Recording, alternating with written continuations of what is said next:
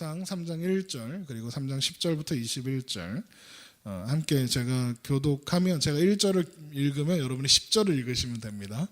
이해하시죠? 네. 3장 1절과 그리고 3장 10절에서 21절 교독하겠습니다. 아이 사무엘이 엘리 앞에서 여호와를 섬길 때에는 여호와의 말씀이 희귀하여 이상이 흔히 보이지 않았더라.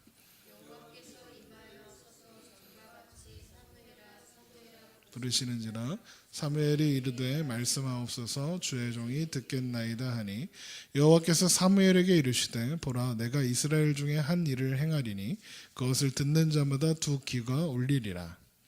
내가 엘리의 집에 대하여 말한 것을 처음부터 끝까지 그에게 다 이루리라.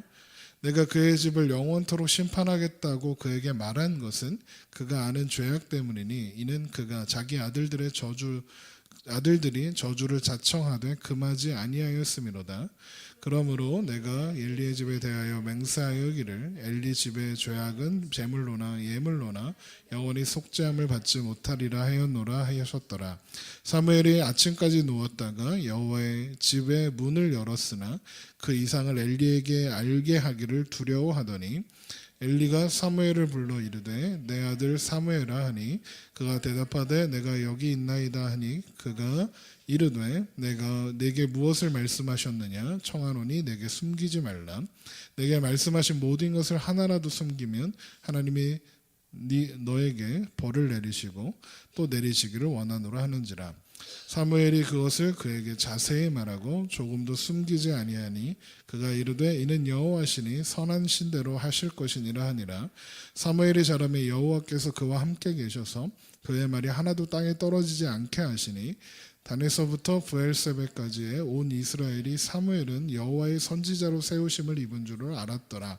함께 있습니다. 여호와께서 실로에서 다시 나타나시되 여호와께서 실로에서 여호와의 말씀으로 사무엘에게 자기를 나타내시느니라. 아멘. 오늘도 우리 함께 드리는 이 예배가 우리 인생의 새로운 문과 그리고 또 새로운 승리의 길을 열게 되어지는 귀한 은혜가 있는 시간이 되기를 주님의 이름으로 축원합니다. 하나님 없이는 우리는 아무것도 아님을 알기에 그래서 하나님이 우리와 함께 하신다는 것이 얼마나 놀라운 은혜의 사건인지를 기억하면서 오늘도 감사와 찬양과 또 하나님께만 영광 돌리는 모습으로 나아가는 우리가 되기를 주님의 이름으로 축원합니다. 사무엘상 3장에 벌써 이제 왔습니다. 이제 제가 이제 설교에 대해서 같이 쉐어하는 목사님들과 이야기하다가 이제 그 목사님 중에 한 분이 지금 사무엘 하를 설교하고 계세요. 그래서 이제 다윗에 대한 이야기를 한창 하고 계시는데 어떤 목사님 그럼 두 분 다 다윗 얘기를 하시는 거냐 그러시는데 이제 그 다윗 설교하고 계시는 목사님이 그러시더라고요.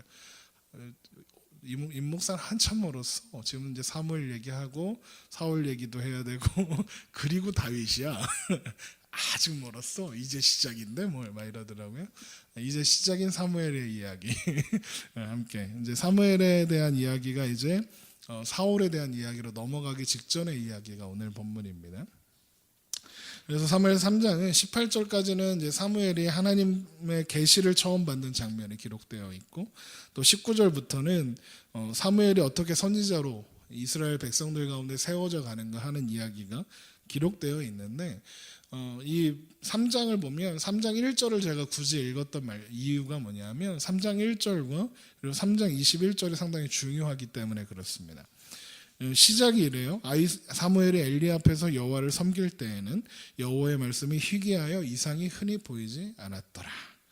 사무엘이 자라던 시절에 대해서 이야기하면서 뭐라고 하냐면 여호와의 말씀이 희귀하여 이상이 흔히 보이지 않았던 때였다라고 합니다.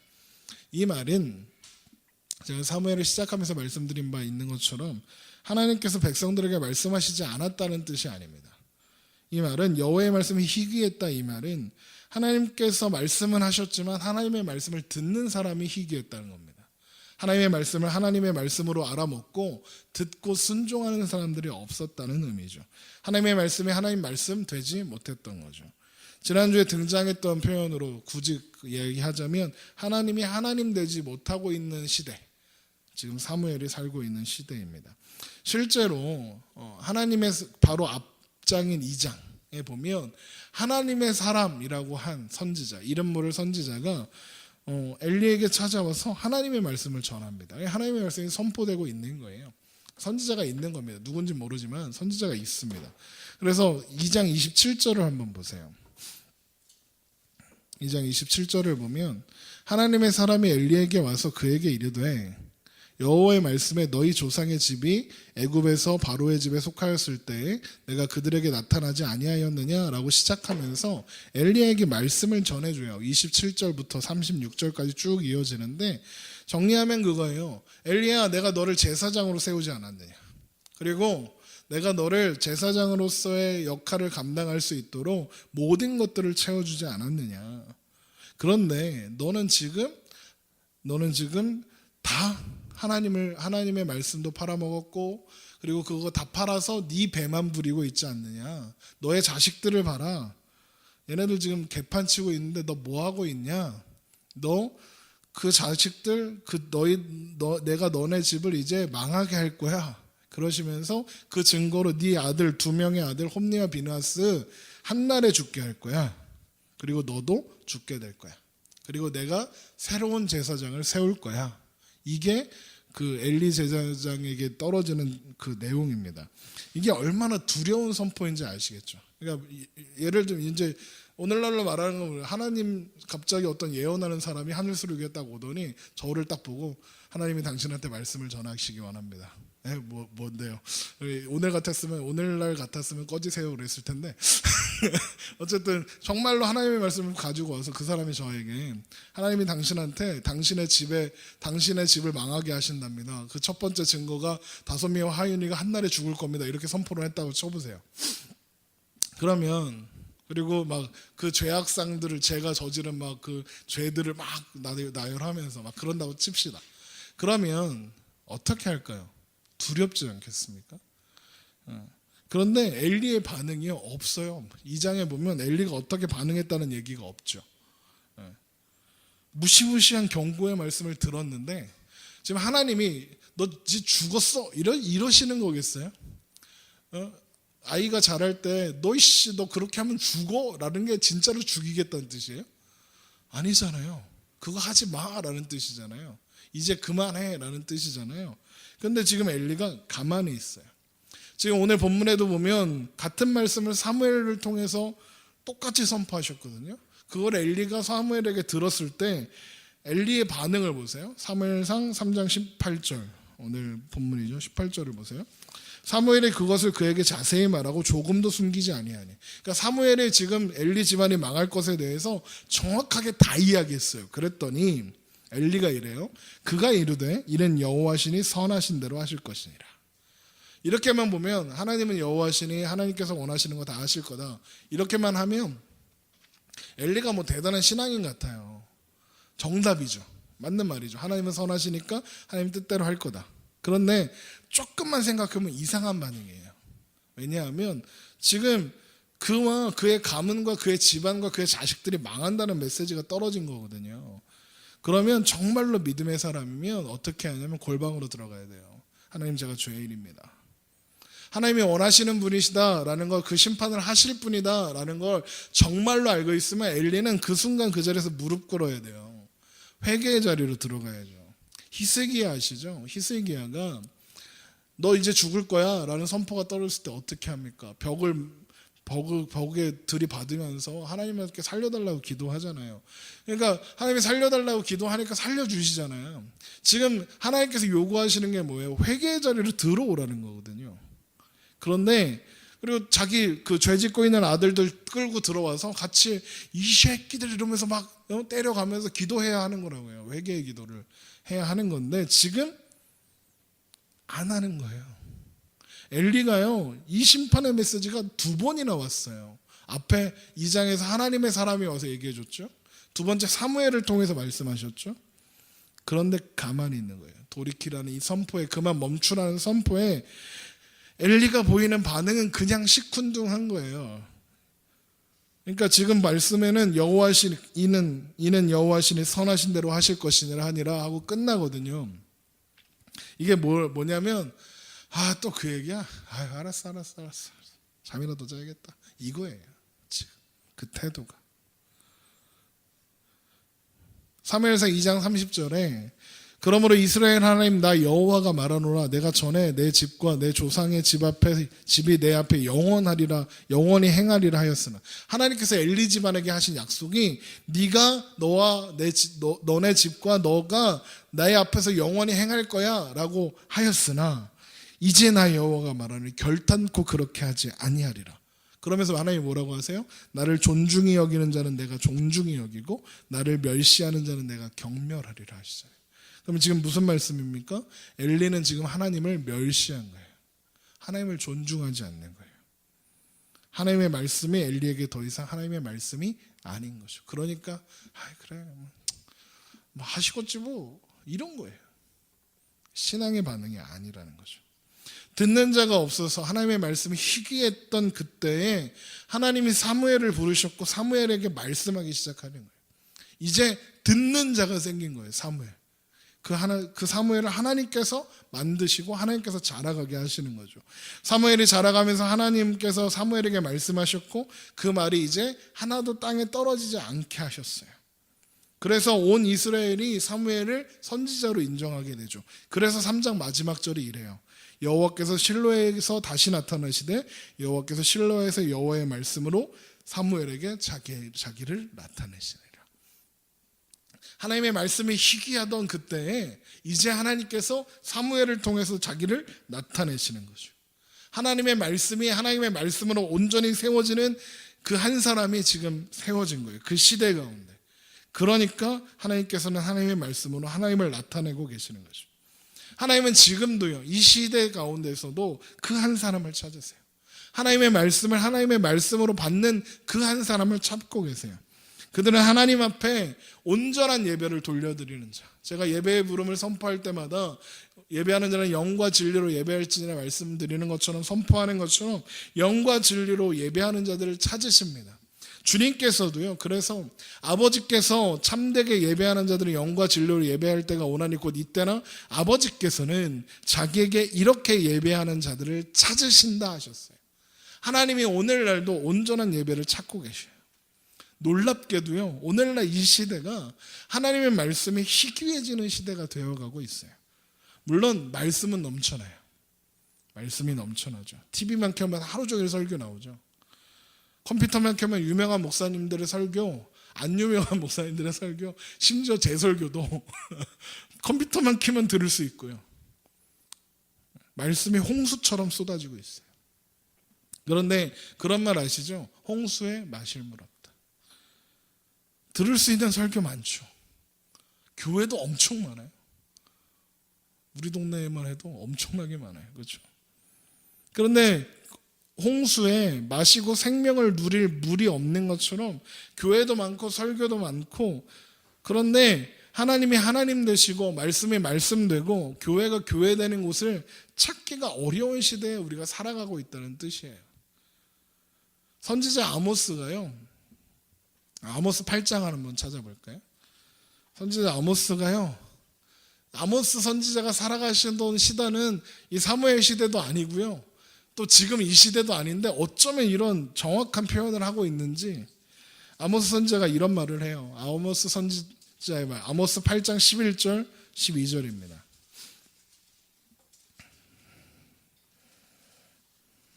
아모스 8장 11절 12절 제가 읽겠습니다. 주 여호와의 말씀이니라. 보라 날이 이를지라 내가 기근을 땅에 보내리니 양식이 없어 주림이 아니요 물이 없어 가람이 아니요 여호와의 말씀을 듣지 못하는 길가이리라. 사람이 이 바다에서 저 바다까지 북쪽에서 동쪽까지 비틀거리며 여호와의 말씀을 구하려고 돌아다녀도 얻지 못한다. 어쩌면 오늘날과 똑같은지. 아모스 선지자가 북이스라엘에 가서 하나님의 말씀에 선포하던 그때예요. 아모스 선지자는 유다 사람이거든요. 남유다. 이제 그 이스라엘 역사를 배워가면서 알게 되겠지만 북이스라엘이요. 지금 어떤 시대냐면 제일 잘 먹고 잘 살던 때였어요. 여로보암 2세가 가장 북이스라엘을 강성하게 제국으로 만들어가고 있을 때라고요. 외적으로는 아쉬울 거 하나 없던 그때였어요. 편안하다 하던 그때에 하나님은 그 시대를 뭐라고 하냐면 기근의 시대라고 하는. 하나님의 말씀이 희귀해서 홍수에 마실 물이 없어서 목말라 가는 것처럼 풍요와 풍족이 가득하지만 하나님의 말씀이 온전한 말씀으로 선포되지 못하고 또한 듣는 자가 없는 시대가 기근의 시대다라고 말씀하시는 거예요. 북이스라엘도요, 제사장 엄청 많았어요. 북이스라엘에도요, 선지자라는 사람들 엄청 많았어요. 그런데 하나님이 뭐래요? 말씀이 없대요. 기근이래요. 그런 시대 속에서 하나님이 한 사람을 찾으시는 거예요. 말씀이 되어 힘을 쓰는 사람을 하나님이 찾으시는 거죠. 진리의 말씀을 품고 성령 안에서 예배하며 나아가는 그 한 사람을 찾으시는 거죠. 하나님을 경외하고 하나님을 존귀하게 여기며 하나님의 말씀을 존귀하게 받는 자들. 여러분, 하늘소리 교회가 또 하늘소리에 속한 모든 성도들이 또 그 하늘소리에서 말씀을 선포하고 있는 제가 그리고 우리들이 그런 교회, 그런 성도들, 그런 목사가 되길 소망합니다. 교회가 넘쳐나는 시대 속에 소망이 있고 말씀이 넘쳐나는 시대 속에서 생명의 말씀이 선포되는 교회가 우리 교회가 되기를, 하늘소리가 되기를 소망합니다. 그런 교회 되게 하옵소서. 그리고 이야기는 이렇게 진행이 됩니다. 어느 날 밤, 3장 2절입니다. 어느 날 밤, 그날 밤의 풍경은 이렇게 소개하고 있습니다. 엘리의 눈이 점점 어두워져 가서 잘 보지 못하는 그때 그가 자기 처소에 누웠고, 이렇게 되어 있습니다. 엘리의 눈이 어두워졌습니다. 이게 나이가 들어서 눈이 멀었다는 뜻이 아니에요. 물론 이게 보니까 그 엘리에 대한 기록들을 살펴보면 엘리가 그 이제 나중에 비대해서 죽거든요. 살이 쪄갖고 약간 찔리더라고요. 근데 이게 이제 그래서 성경학자들 중에서는 엘리가 당뇨병 합병증으로 눈이 멀었을 것이다 이야기하기도 하시더라고요.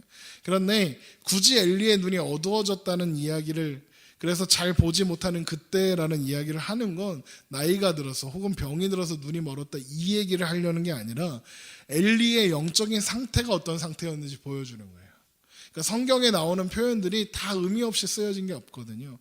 엘리가 지금 눈을 어두워져서 하나님을 보지 못하고 하나님의 말씀을 보지 못하고 시대의 흐름을 보지 못하고 있다는 걸 그렇게 상징적으로 보여주는 내용이기도 한 거예요.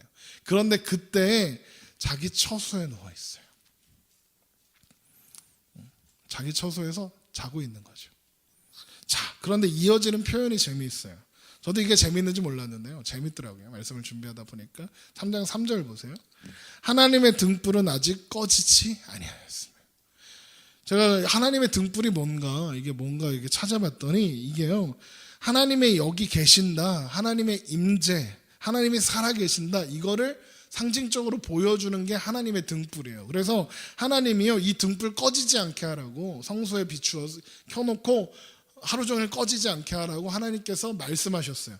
출애굽기 27장에 그 말씀이 있어요. 한번 가보죠. 사무엘로 다시 돌아올 거니까 표시해 놓고요. 출애굽기 27장 20절. 이 등불에 대한 그 율법, 하나님의 법이 여기 나와 있어요. 출애굽기 27장 20절. 제가 읽겠습니다. 너는 또 이스라엘 자손에게 명령하여 감나무로 짠 순수한 기름을 등불을 위하여 내게로 가져오게 하고 끊이지 않게 등불을 켜되 아론과 그 아들들로 회막안 증거궤 앞 휘장 밖에서 저녁부터 아침까지, 여기 위치가 어디냐면 회막안 증거궤 앞 휘장 밖에서 성소예요. 거기에서 저녁부터 아침까지 항상 여호와 앞에 그 등불을 보살피게 하라. 이는 이스라엘 자손이 대대로 지킬 규례니라. 이 등불은 꺼지면 안 돼요. 그런데 그 등불이 꺼지지 않았다. 그런데 거기에 뭐라고 되어 있어요? 아직 꺼지지 아니하였으며. 이 말이 무슨 말이냐면 그 등불을 지키는 사람이 있다는 거예요. 그 말은 또 하나님의 말씀이 하나님 말씀 되지 못하고 하나님의 하나님 되지 않는 그 시대에 여전히 하나님은 살아계시고 하나님이 지금 여기에 계시며 하나님이 하나님의 역사를 아직 이루어가고 계신다. 하나님이 이스라엘 백성들을, 우리를 포기하지 않으셨다는 이야기가 지금 여기에 담겨 있는 거예요. 그런데 보세요. 이 등불을 지켜야 할 사람들이 안 보여요. 이 등불 누구한테 지키라고 하셨어요? 아론과 그 아들들 보고 지키라고 했잖아요. 제사장들 보고 지키라고 한 거란 말이에요. 그런데 그 사람들 지금 어디 있어요? 엘리 어디가 있어요? 자기 처소에서 자고 있어요. 심한 말 할 뻔했네. 하고 있어요. 그 등불을 지키는 사람이 누굽니까? 사무엘은 하나님의 궤 있는 여호와의 전 안에 누워 누웠더니 이렇게 돼 있죠. 누가 지켜요? 사무엘이 지켜요. 사무엘이 하나님의 성소에 누웠어요. 왜 거기 있을까요? 걔 숙소가 거길까요? 아니요. 걔 숙소 따로 있었을 거 아니에요. 근데 사무엘이 거기 누워 있어요. 왜 거기 누워 있으냐? 하나님의 등불을 지키기 위해서. 하나님이 하나님 되시지 못하고 하나님의 말씀이 말씀되지 못하는 그 시대 속에서 하나님의 임재와 살아계심을 상징하고 있는 그 등불을 지키는 한 사람, 그게 사무엘인 거예요. 그래서 하나님이 사무엘에게 말씀하기 시작해요. 3장 4절 보세요. 그때 여호와께서 사무엘을 부르시는지라. 그가 대답하되 내가 여기 있나이다 하고. 그런데 어린 사무엘이요, 그게 하나님이 부르시는 건 줄 몰라요. 사무엘아, 그러면 그 시간에 예를 들면 이제 이렇게 교회에 제가 여기 자고 있는데 호상아 그러고 부를 수 있는 사람 누가 있겠어요? 우리 엄마나 우리 아빠나 아니면 여기 누가 뭐 우리 와이프나 이런 사람이 부를 거 아니에요. 그러니까 사무엘도 그렇게 생각한 거예요. 엘리 제사장님이 부르나 보다. 그래서 벌떡 일어나서 엘리한테 가요. 엘리가 물이 마시고 싶나 이런 생각으로 간 거예요. 그래서 5절 보세요. 엘리에게로 달려가서 이르되 당신이 나를 부르셨기로 내가 여기 있나이다 하니. 엘리가 자다가 사무엘이 와서 깨우는 거예요. 왜 부르셨어요? 그러니까 엘리가 당황해서 그가 이르되 나는 부르지 아니하였으니 다시 누우라 하는지라 그가 가서 누웠더니 이렇게 돼 있어요. 그러니까 엘리 안 불렀어. 아 그래요? 잘못 들었나? 아, 꿈을 꿨나? 이러면서 다시 사무엘이 가서 자요. 자 보세요. 그런데 그게 3번 반복돼요. 3번 반복되는데 3번째가 돼서야 엘리가 알아요. 8절 보세요. 여호와께서 3번째 사무엘을 부르시는지라. 그가 일어나 엘리에게로 가서 이르되 당신이 나를 부르셨기로 내가 여기 왔나이다 하니 엘리가 여호와께서 이 아이를 부르신 줄 깨닫고 이렇게 돼 있어요. 지금 엘리 누구예요? 제사장이죠. 그런데 이제 알아요. 이제 알아요. 그제서야. 그래서 엘리가 뭘 가르쳐 주냐면 야 그거 하나님이 부르시나 보다. 하나님이 부르실 때 어떻게 반응해야 돼? 라고 알려주세요. 9절. 엘리가 사무엘에게 이르되 가서 누웠다가 그가 너를 부르시거든 내가 말하기를 여호와여 말씀하옵소서 주의 종이 듣겠나이다 하라 하니 이에 사무엘이 가서 자기 처소에 누우리라. 이제 사무엘이 아는 거예요. 아 하나님이 날 부르시는구나. 그리고 가서 누워요. 그런데 보세요. 제가 이 말씀을 보는데 좀 과장해서 이야기하면 극심한 두려움이 찾아왔어요. 왜냐하면 엘리가요 하나님의 음성 앞에서 어떻게 반응해야 할지 알아요. 이해되세요? 하나님이요, 엘리가 알아요. 하나님의 음성이 들려올 때 어떻게 반응하는지 알고 있어요. 이게 무슨 뜻이겠어요? 엘리도 해본 거예요. 엘리도요 사무엘처럼 여호와여 말씀하옵소서 주의 종이 듣겠사옵나이다 한 거예요. 해본 거예요. 하나님의 음성을 들어본 거예요. 그러니까 사무엘한테 알려주는 거예요. 이렇게 해. 하나님이 말씀하실 거예요. 그리고 보니까 2장에서 하나님의 사람이 엘리에게 찾아와서 엘리에게 했던 이야기가 기록해요. 야 내가 여호와의 말씀이 내가 너에게 말씀하지 않았느냐? 내가 너를 영원히 제사장 되게 하겠다고 하지 않았느냐? 이 이야기가 이해가 되는 거예요. 엘리도요 하나님이 부르셔서 세우신 제사장이었고요 하나님께서 엘리에게 말씀하셨어요. 그런 엘리가 어떻게 하다가 이렇게 되었을까? 이 생각을 하는데 이렇게 털이 서더라고요. 어떻게 하다 하나님의 영광을 가리는 엘리, 이 최악의 사람이 되었는가? 그 이유가 무엇인지 성경을 살피다가 엘리의 최후의 장면을 기록한 말씀이 있거든요. 그 장면을 통해서 알게 됐어요. 이스라엘이 블레셋과의 전투에 하나님의 궤를 앞장세워 갔다가 전멸당해요. 하나님의 궤는 뺏겨요. 홈니와 비느하스, 엘리의 두 아들은 거기서 죽어요. 그 이야기를 전해 듣다가 엘리가 최후를 맞이하거든요. 4장 18절에 한번 가보세요. 사무엘상 4장 18절.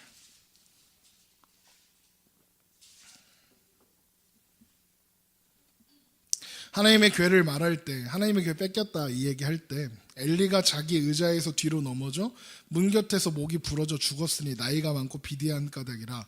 그가 이스라엘의 사사가 된 지 40년이었더라. 사사가 된 지 40년 만에. 비참한 최후를 맞이하고 있어요. 근데 그의 최후가 어때요? 의자가 뒤로 넘어져서 목이 부러져서 죽어요. 의자가 뒤로 넘어져서 목이 부러진 이유가 뭐예요? 그가 나이가 많고 비대한 까닭이다. 비대한 까닭이다. 그런데 괜히 찔려가지고. 그런데 제가 이제 자료들을 찾다 보니까 이 비대하다라는 단어가 원어로 카보드라는 단어예요. 카보드라는 단어인데 이 똑같은 단어가 사무엘상 2장 30절에도 나와요. 2장 30절 한번 보세요. 그러므로 이스라엘의 하나님 나 여호와가 말하노라 내가 전에 내 집과 내 조상의 집이 내 앞에 영원히 행하리라 하였으나 이제 나 여호와가 말하노니 결탄코 그렇게 하지 아니하리라. 나를 존중히 여기는 자는 내가 존중히 여기고 나를 멸시하는 자는 내가 경멸하리라. 여기서 카보드가 뭘 것 같으세요? 바로 나를 존중히 여기는 자를 내가 존중히 여기겠다 할 때 존중히 여긴다. 이 단어가 카보드예요. 똑같은 단어예요. 그러면 이렇게 정리하면 이런 거예요. 처음에 하나님이 부르신 사사 제사장이었던 엘리가요 변질됐어요. 왜 변질되었느냐? 비대해졌거든요. 카보드했어요. 이게 뭔 말이냐? 하나님이 받으셔야 할 존중을 지가 다 처먹은 거예요. 죄송해요. 지가 다 받아먹은 거예요. 게다가요 엘리가 지금 앉아있는 의자가 그냥 의자가 아니에요. 그냥 의자가 아니라 이 의자가요, 이 의자를 쓴 단어가 통치권을 상징한대요. 왕자예요, 왕자. 지금 성소 앞에 왕자를 놓고 거기에 누가 앉아 있어요? 엘리가 앉아 있는 거예요. 그러니까 엘리는 하나님이 제사장이라는 자리에 세워주셨는데 그 자리를 가지고 하나님을 높여드리고 하나님을 예배하고 하나님을 경배해야 하는데 지금 그 자리에 앉아서 하나님께서 받으셔야 할 존귀와 영광을 지가 다 먹고 있는 거예요. 가로채고 있는 거예요. 그래서 비대한 거예요. 고기 많이 먹어서 비대한 거도 있겠죠. 근데 그 고기 누가 어떻게 먹었어요? 하나님이 정해준 부위 말고 지가 먹고 싶은 부위 훔쳐 먹었죠. 지난 시간에 살펴본 것처럼. 막 하나님 앞에 냄새로 흠양 드리기도 전에 자기가 고기 갖다 훔쳐 먹고 그랬죠. 그러니까 그런 의미가 있는 거예요. 이 말씀을 보는데 두렵더라고요. 이 말씀이 그대로 저를 향하는 것 같아서, 말씀을 전하는 목사인 저에게 향하는 것 같아서. 제가요 그 수백억 800억이 넘게 착복해갖고 그래갖고 그거 다 이렇게 자기 했던 그 목사가 그 허물을 가리려고 아들한테 교회를 물려줬대요. 진짜 서울에 큰 교회 있잖아요. 명성교회라고. 진짜 싫어요. 그 기사를 보는데 제가 무슨 생각을 하냐면 저희 나쁜 놈들 이렇게 생각했어요. 그런데 그 순간 함께 된 마음이 있었어요. 그게 무슨 마음인지 아세요? 누구는 아빠 잘 만나고 싶어. 이 생각이 마음 한구석에 들더라고요. 뭔 말? 이 생각이 들었다는 건 뭔 말이에요? 그렇지, 부럽다는 거잖아요. 그러니까 두려운 거예요. 공포가 찾아오는 거예요. 만약에 내가 지금 누구 나쁘다고 나쁜 놈들이라고 말할 처지가 아니구나. 내가 그 자리에 있었으면 똑같은 짓을 한 놈이 나구나. 이게 깨달아지니까 너무 부끄럽고 창피하고 두려운 거예요. 내가 엘리가 될 수도 있다는 생각을 하니까. 사람은요 언제든 무너져요. 아무리 그러지 않으려고 발버둥 쳐도 엘리가 되기 십상이에요. 서울의 명성한 그 교회가 처음부터 그랬겠어요? 그 목사님이 처음부터 그랬겠냐고요. 변한 거잖아요. 목사만 그래요? 그리스도인들도 변하기 쉬워요. 무뎌지는 거예요. 어느 교회에서 교회 성도들 간에 다툼이 일어났대요. 그래서 왜 다투는 거예요? 그랬더니 모르겠대요. 그 다툼의 원인이 무엇인지 모르겠대요. 그래서 제가 집요하게 추적을 해갔더니 성가대 가운 색깔 정하는 것 때문에 교회에 다툼이 일어났어요. 여긴 보라색 파, 여긴 파란색 파. 다툼이 일어났는데 왜 그것 때문에 싸우기 시작했는데 지금 왜 싸우는지도 모르고 맨날 싸우는 거예요. 그런데 그것 때문에 힘들어하던 어떤 분이 저한테 전화를 하셔서 이야기를 하시고 기도 부탁을 하는 거예요. 그러면서 하시는 말씀이 뭐냐면 그분이 그러실 줄 몰랐어요. 누가요? 아무개라는 사람이 있는데 그 사람이 사랑도 되게 많고요. 성도들한테 늘 따뜻하던 사람이래요. 그런데 교회에서 일어난 다툼 속에서 이 사람이 어떻게 변했냐면 피아를 구별하기 시작하는 거예요. 피아. 적과 내 편과 네 편을 구별하기 시작했다는 거예요. 그래서 그렇게 갈라놓고 그걸 분명히 하지 않는 사람이 있잖아요. 이게 교회가 다툼이 일어나면 양갈래로 갈라지지 않고요. 세 개로 갈라져요. 이렇게 이거 아까 얘기한 보라색파, 파란색파. 아니 그게 무슨 상관이야, 파. 이렇게 갈라지거든요. 이 사람들을 다 적으로 만든 거예요. 그래서 막 핍박하는 거예요. 막 독소를 쏟아내고 막 그러는 거예요. 그러니까 그 모습을 보고 이것도 아니고 저것도 아니고 왜 그러는 거야? 이렇게 우리 평화롭게 지내고 싶어라고 생각하던 이분은 그게 너무 상처가 되고 너무 무서웠다는 거예요. 어떻게 그 사람이 그렇게 변하냐? 그리스도인들도요 그렇게 무섭게 변할 수 있어요. 왜 그렇게 변하냐면요 사람이 비대해져서 그래요. 엘리 제사장도요 처음엔 안 그랬어요. 제사장으로서 하나님 말씀 듣고 그러면서 성실하게 맡겨진 사명 감당하고 살았어요. 그런데 세월이 지나가면서 무뎌지고 하나씩 타협하기 시작했겠죠. 야, 씨, 앞다리살하고 가슴살만 먹는데 이거 너무 퍽퍽해. 뒷다리살도 좀 뭐 가져와 보라 그래. 이렇게 시작했겠죠. 야, 그 고기 그거 다 태우면 너무 아깝잖아. 나도 곱창 먹고 싶은데. 그렇게 타협했겠죠. 하나씩. 그러다가 그 지경까지 간 거예요. 세월 속에서 점점 무뎌지고 구별 안 하는 거예요. 그리고 나서 사람들이 하나님 앞에 존귀와 영광을 드리고 예배 드리러 막 오니까 제사장이 이거 나한테 하는 줄 알고 지가 다 받아 먹은 거예요. 지금 목사님들 중에 그런 사람들이 얼마나 많은데요. 사람들이 막 그 탁월한 능력 있는 목사님들이요. 막 설교 잘하고 막 그러니까 막 목사님 하면서 막 따라다니니까 그게 다 목사님을 위한 건 줄 알고 그게 목사님을 위한 건가? 하나님이 그를 통해서 역사하시니까 하나님 보고 영광 돌리는 건데 그 영광을 지가 다 받아먹고 비대해지니까 종교의 영광이 자기 건 줄 알고 그러니까 그토록 따뜻하고 사랑이 넘친다는 그 사람이 갑자기 피하 구별을 하고 막 독서를 쏟아내고 한 게 그게 하나님의 정인 줄 알아서 그런 거잖아요. 그게 하나님 뜻인 줄 알고 그래서 그렇게 변하는 거예요. 왜요? 자기가 하나님이 되는 거예요. 내가 하나님이 된 거예요. 자기 마음대로 생각하는 거예요. 자기의 기준으로 판단하는 거예요. 하나님의 공의는요 언제나 사랑에서 시작하는 거예요. 보라색이면 어떻고 파란색이면 어때요? 네. 그래서 제가 그것 때문에 이걸 어떻게 해결하면 좋을까요? 라고 하길래 제가 그랬어요. 성가대를 없애세요. 성가대를 없애면 해결돼요. 성가대를 없애면 그러면 성가대 가운도 필요 없잖아. 그렇죠? 그렇게 싸울 거면 성가대 뭐하러 해? 네. 공의는요 하나님이 실행하시는 거예요. 내가 휘두르는 게 아니에요. 하나님이 뭐라고 하시는 줄 아세요? 복수하지 마라. 복수는 내가 할 거야. 복수는 너의 것이 아니야 라고 하셨어요. 그런데 내가 하고 싶어요. 그러니까 하나님 앞에 서서 하나님을 가로막고 지가 하겠다는 거예요. 여러분 로마 군사들이 예수님 잡으러 왔을 때 베드로가 칼을 휘둘러서 그 대제사장의 종 말고의 귀를 자르잖아요. 베드로가 그거 하고 있었던 거예요. 내가 공의를 실현하겠다고. 우리 예수님 감히 건들지 말라고. 근데 예수님 어떻게 하세요?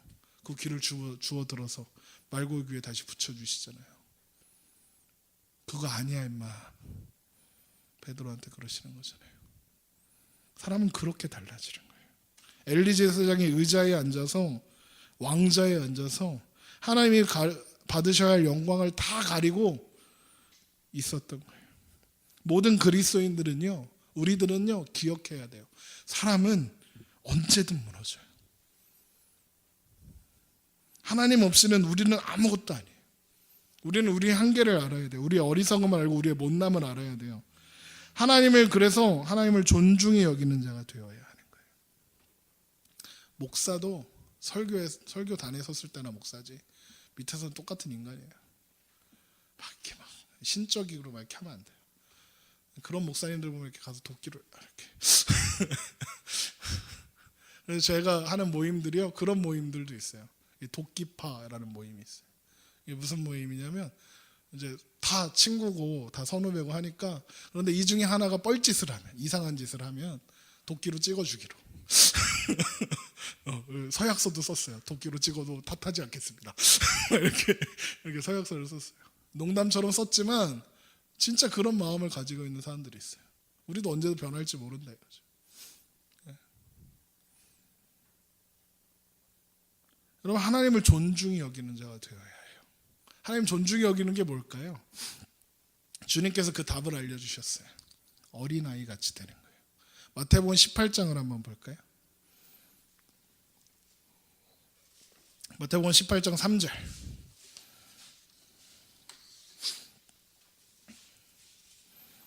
마태복음 18장 3절입니다. 이르시되 진실로 너희에게 이르노니 너희가 돌이켜 어린아이들과 같이 되지 아니하면 결단코 천국에 들어가지 못하리라. 그러므로 누구든지 이 어린아이와 같이 자기를 낮추는 사람이 천국에서 큰 자니라. 아멘. 이 말씀이요, 어린아이가 무조건 천국 간다 이런 뜻이 아니에요. 어린아이는 죄가 없어 이런 뜻도 아니에요.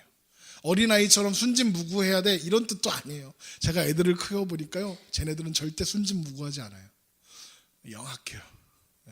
지옥 갈 거예요. 쟤네들 다 예수 안 믿으면. 다 똑같아. 이 어린아이란 뜻은 뭐냐면요, 성경에서 자기 능력으로 아무것도 할 수 없는 존재라는 뜻이에요. 당시에 이 말씀이 쓰여지던 당시에 만 18세까지는 사람 취급도 안 했어요. 그래서 숫자를 셀 때 지금 이렇게 있잖아요. 쟤네들은 세지도 않았어요. 사람이 아니니까. 그런 존재였어요. 그런 존재. 그래서 부모에게 전적으로 의존할 수밖에 없는 존재. 생사가 부모에게 완전히 의존 쪽으로 달려있는 존재라는 뜻이 어린아이예요. 그러면 무슨 뜻입니까? 하나님 앞에 어린아이가 되라는 거예요. 하나님 없는 나는 아무것도 아니에요. 하나님 없으면 나 죽어요. 아무것도 아니에요. 하나님만 의지하고 가는 거. 그게 하나님을 존귀하게 여기는 거예요. 사무엘상 3장 10절에 여호와께서 임하여 서서 전과 같이 사무엘아 사무엘아 부르시는지라. 사무엘이 이르되 말씀하옵소서 주의 종이 듣겠나이다. 이거 하는 거예요. 하나님께 딱 붙어서 사무엘처럼 말씀하옵소서 주의 종이 듣겠습니다. 고백하는 거예요. 그래서 하나님의 말씀을 삶의 기준으로 삼고 나아가는 거예요. 엘리가 몰랐다고요? 아니요, 알았어요. 하나님의 음성 듣는 법 알았어요. 하나님 앞에서 말씀하옵소서 주의 종이 듣겠습니다라고 가르쳐준 게 엘리예요. 그런데 엘리는 안 들었어요. 지도 알면서 안 듣잖아요. 다 아는데 안 듣는 거예요. 다 아는데 안 듣는 건 다른 말로 다 안다고 까부는 거랑 뭐 똑같잖아요. 신앙생활 20년 했어요, 30년 했어요, 50년 했어요. 다 필요 없어요. 다 안다고 까불면 그 순간 끝나는 거예요. 우리의 모습이 그런 모습이 아니길 소망합니다. 사실 그래서 오늘 설교 제목을요, 다 안다고 까불지 마라 이렇게 할까 하다가 참았어요. 여러분, 사무엘은 듣습니다. 여러분, 하나님 앞에 그런 듣는 자가 되기를 소망합니다. 여러분, 우리의 삶이 사무엘처럼 듣는 삶 되기 원합니다. 하나님의 말씀을 하나님의 말씀으로 듣는, 귀로만 듣는 것이 아니라 그 말씀 따라 살기 위해서 애써보는 우리가 되기를 소망합니다. 우리의 삶이 하나님의 정의와 공의가 마르지 않는 강처럼 흐르게 하는 삶이 되기를 소망합니다. 우리의 오늘들이 사무엘처럼 하나님 은혜 안에 살고 하나님을 높이며 살고 하나님을 존귀하게 하는 오늘들이 되기를 소망합니다. 여러분, 사무엘 그 이름의 뜻이 뭐라고 했죠? 그분의 이름은 하나님이시다. 우리의 삶이 사무엘을 하기를 원합니다. 우리의 삶이 그분의 이름은 하나님이십니다 고백하게 되는 그 고백을 드러내는 삶이 되기를 소망합니다. 사무엘상 2장 30절, 나를 존중히 여기는 자를 내가 존중히 여기고 나를 멸시하는 자를 내가 경멸하리라. 여러분은 하나님께 멸시받는 자 되기 원하십니까? 아니면 하나님이 존귀하게 여기는 자 되기 원하십니까? 하나님의 존중이 여김 받는 그런 우리가 되기를 소망합니다. 내가 너를 지명하여 불렀나니 너는 내가 것이라. 내가 너를 존귀하고 보배롭게 여기노니 너는 내 아들이라 하신 그 말씀 기억하면서 우리가 내가 하나님도 알고 교회도 알고 예배도 알고 그래서 나 다 아니까 뭐 그 정도야 뭐 그렇게 대충 퉁치고 사는 게 아니라 그러다 엘리가 되기 십상이니까 주여 말씀하옵소서 주의 종이 듣겠나이다 고백하고 그렇게 하나님의 음성에 귀 기울이고 듣고 마음에 새기고 또 우리의 삶에 새겨가는 그런 우리가 되기를 주님의 이름으로 축원합니다. 기도하겠습니다.